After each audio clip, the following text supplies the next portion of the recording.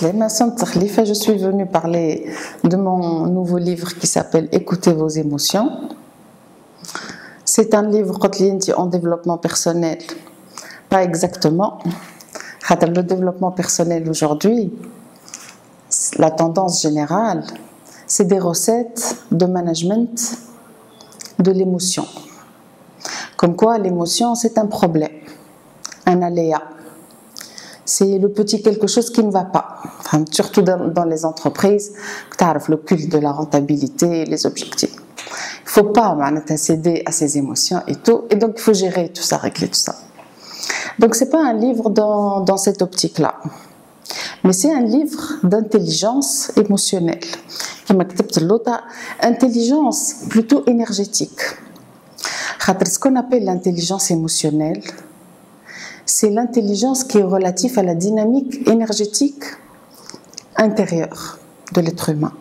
Donc, j'ai un parcours académique classique, maîtrise DEA, thèse de doctorat en ressources humaines, et j'ai plongé dans les psychologies sociales, les neurosciences et tout, parce que ça me passionne. Mais en même temps, et depuis des années, je suis journaliste santé. Je fais des recherches, je lis des livres et tout, et je fais des articles pour des revues spécialisées en France et en Tunisie aussi. Et donc, ça fait des années que j'ai accumulé certains blocs de connaissances dans les domaines de la santé, pas comme nous l'entendons, c'est-à-dire de la santé allopathique, du tout chimique, c'est-à-dire tu tombes malade, tu vas à la pharmacie, tu achètes un... Non, il s'agit de santé globale. La santé globale selon, par exemple, les principes de la médecine énergétique chinoise, où le corps et l'esprit font un. Donc j'ai cette influence-là, où tu as les connaissances en phytothérapie, aromathérapie, les techniques de gestion du stress, les méditations, chiropraxie. Et j'ai été très curieuse de tout depuis que je suis jeune. Et il se trouve que j'ai un frère qui a fait l'école centrale de Paris et qui est donc passionné de physique. Et depuis qu'on était jeune, on parlait de physique. Pourtant, je ne suis pas physicienne. Là, et on regardait à l'époque Rayon X, par exemple, l'émission, et on parlait du Big Bang et tout. Et après, on parlait de l'onde particule. Il me disait non, tu ne comprends pas. Je dis si, je comprends. Et après, je fais des recherches sur Internet, je comprends. Enfin, le chat de Schrödinger et la physique quantique, je comprends. Et une fois, il m'a dit, tu sais, on a appris un truc super intéressant sur le temps avec mon prof Intel. Le prof en question, Étienne Klein. Je suis allée sur Internet, j'ai trouvé des conférences de Étienne Klein, j'ai regardé, j'ai compris. Et donc, je parlais avec mon frère. Mais comment ça se fait? Il me dit, mais comment tu comprends tout ça? Je comprends. Aujourd'hui, la connaissance est disponible partout. Donc, dans ce livre, il y a beaucoup de physique. C'est les théories de la physique. C'est pas le développement personnel dans le sens de l'outil extérieur. Comment on fait pour gérer la colère. Non, moi je t'explique ce qu'est la colère. Parlons du livre. Donc le livre, c'est très simple. Il propose une lecture simplissime de l'émotion. L'émotion, ce n'est pas quelque chose à éliminer. L'émotion, c'est comme le voyant lumineux qui s'allume dans la voiture, qui est muni de GPS. Et quand tu prends ta voiture pour aller quelque part, le GPS, il te sort la meilleure route. Quand tu dévies, le GPS clignote en rouge. C'est pareil pour les émotions. Il n'y a pas d'émotions, toutes les appellations, émotions primaires, secondaires, la peur, la tristesse, tout ça, c'est des constructions du mental. Au fond, il y a deux émotions. Soit tu te sens bien, soit tu te sens mal. Et quand tu te sens mal, il y a plusieurs système de croyance derrière. Si tu as peur, c'est parce qu'il y a un système de croyance. Ça peut, même par rapport à un chien, si tu vois un chien et que tu penses que le chien il va te mordre et tout, tu vas fabriquer de l'adrénaline et des hormones de stress. Tu vas avoir peur. Si tu changes, si tu adoptes un autre système de croyance, parce que tu as connu un chien que tu as aimé et tout, tu vas pas avoir la même émotion devant la même situation. C'est une vue vraiment globale. J'ai une influence américaine, si vous voulez. Je lis beaucoup et j'écoute beaucoup les auteurs américains, les coachs et les channels. Par exemple, Ram Dass, Abraham Hicks, Krishnamurti, bien sûr. C'est des gens qui te donnent une compréhension globale. Et donc j'ai compris, et ils le disent, que l'être humain c'est un iceberg. La partie physique que nous voyons, c'est la partie visible de l'iceberg. Mais la plus grosse partie, et la partie qui pilote la partie physique, c'est une partie que tu ne vois pas avec l'œil humain. Allez, c'est de l'énergie. Il faut savoir par exemple qu'en physique, l'atome, il est à 99,999 vide. Ça, il faut le savoir. Et s'il est vide, avant on disait c'est le vide. Maintenant on ne parle plus de vide, on parle d'énergie, le champ. Et donc, ce que tu vois maintenant, la matière que tu vois, c'est pas du tout solide, comme tu as l'impression, mais simplement parce que ton œil humain ne peut pas suivre le mouvement des particules subatomiques qui circulent très très vite. Donc nous sommes, comme le dit par exemple un grand auteur qui s'appelle Deepak Chopra, nous sommes des nuages d'électrons. Nous sommes un système ouvert et on communique tout le temps, que ce soit les cellules ou avec l'environnement extérieur. Et donc nous sommes faits d'énergie. Cette énergie, quand elle est cohérente, quand elle est harmonieuse, comme la nature, tu as un ressenti positif, tout va bien. Quand l'énergie n'est pas cohérente, tu commences à avoir un ressenti négatif. Si tu n'écoutes pas le ressenti négatif, tu vas avoir des maux physiques, tu vas avoir mal à la tête, mal à la jambe. Si tu n'écoutes pas ou que tu prends un médicament pour arrêter la douleur, je ne vais pas citer les marques, mais un médicament qui stoppe la douleur, qui ne soulage pas. Ce que tu fais, c'est que le voyant lumineux, non, je ne veux pas voir. Il n'y a plus d'essence dans la voiture, non, je m'en fous. Tu continues, c'est la panne sèche, c'est la maladie. Tout est lié. Donc c'est l'énergie, le moteur de l'être humain qui permet d'avoir ce signal qui est l'émotion. La plus-value, c'est qu'il y a beaucoup de références d'abord, pour celui qui veut aller plus loin, que ce soit en physique, en neurosciences, dans tous les domaines. Deuxièmement, c'est fait en petites sections, de questions-réponses. C'est des discussions passionnées que j'ai eues avec mes deux frères, mes amis, et on se demandait pourquoi la maladie, pourquoi la colère, pourquoi la tristesse, pourquoi les injustices dans le monde, quel est le sens de la vie ou de l'être humain. Et de toutes ces discussions passionnées, à chaque fois, je fais des entrées, c'est des réponses à toutes les questions, si vous voulez, de l'être humain avec la logique émotionnelle. On sort de la logique mentale. Nous, les êtres humains, on croit qu'on est supérieur parce que nous avons le mental. Et c'est faux en fait.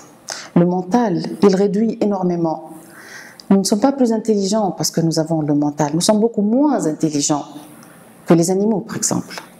Le mental que nous avons, le mental gauche, il ne fait que traduire la vibration de l'énergie. Le chien, il a toute l'énergie, il a toute la connaissance. Il ne la traduit pas. Nous, on traduit, et donc on restreint la connaissance à très peu de mots. Qu'est-ce que je veux dire? Et donc on passe à côté de pratiquement tout. Donc vous allez trouver dans le livre un peu de tout avec la logique émotionnelle, dans le couple. Pourquoi on tombe amoureux? Qu'est-ce que l'expérience amoureuse? Quand on fait des enfants, l'expérience de la maternité. Comment bénéficier de l'intelligence émotionnelle avec les enfants? Les enfants aujourd'hui, ils sont quand même extrêmement stressés, extrêmement nerveux, colériques, indisciplinés, on pense à l'école. Qu'est-ce qui se passe au niveau de l'énergie de l'enfant? Et comment réagir? Comment élever ses enfants dans le bonheur? Comment travailler avec des gens très négatifs? Comment vivre dans des environnements très négatifs? Je peux vous dire que j'ai compris et que j'ai touché à ce qu'on appelle le bonheur. Parce que j'ai compris en fait.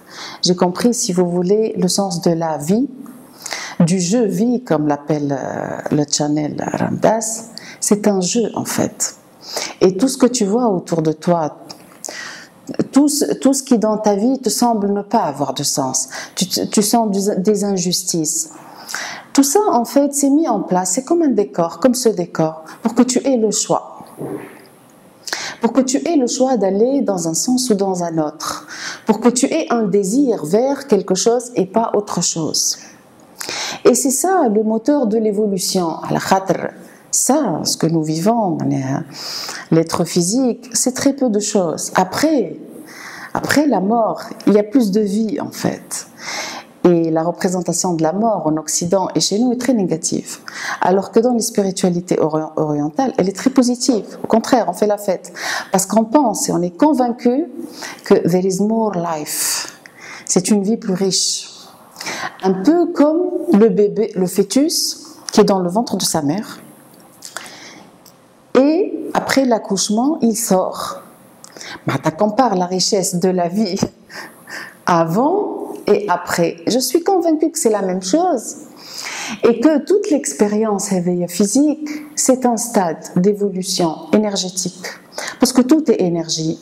Et comme me le disait dans un mail mon ami Philippe Rance, qui est formateur en shiatsu, c'est une technique de gestion de la douleur de la médecine chinoise, science et religion, les spiritualités, sont au moins d'accord sur une chose. Il n'y a que énergie. Il n'y a que énergie. Et donc, si tu comprends les lois de cette énergie, la loi de l'attraction, par exemple, dont tout le monde parle, personne ne comprend très bien. Si tu comprends la fin et la base de cette loi, tu comprends le sens de la vie et tu comprends pourquoi tu souffres. Tu comprends même pourquoi tu ne perds pas de poids, en fait. Tu sais, moi, j'ai des amis qui mangent tout le temps, qui sont très minces, et des amis qui se privent et qui manètent pour un croissant. Tout ça, ça a un rapport avec la logique émotionnelle et donc la logique énergétique. Tu ne métabolises pas le même aliment de la même manière, selon le système de pensée que tu portes. Ce qu'on essaye de dire, c'est que la pensée, c'est une énergie. Elle transforme. Et j'étais positive. Il y a des gens ma mère, par exemple, trouve que je suis naïve parce que je souris à tout le monde et tout. Elle me dit non, il faut être sérieux, il faut faire, surtout quand on est enseignant universitaire et tout. Non, quand tu souris aux gens, en réalité, tu ne fais rien pour les autres. D'abord, tu es en train de modifier ton énergie. Et c'est ça le plus important. Quand tu modifies ton énergie, qu'elle devient, entre guillemets, positive, ce qui se passe, c'est que tu vas attirer autour de toi toutes les choses, tous les événements, tous les objets qui ont la même vibration positive. Par contre, si devant la même situation, tu choisis d'être en colère et de renforcer un système de pensée de refus. La colère, c'est la volonté de tout maîtriser. L'ego, quand il ne maîtrise pas tout, il se met en colère. Et quand ça ne marche pas exactement comme il veut, il est en colère.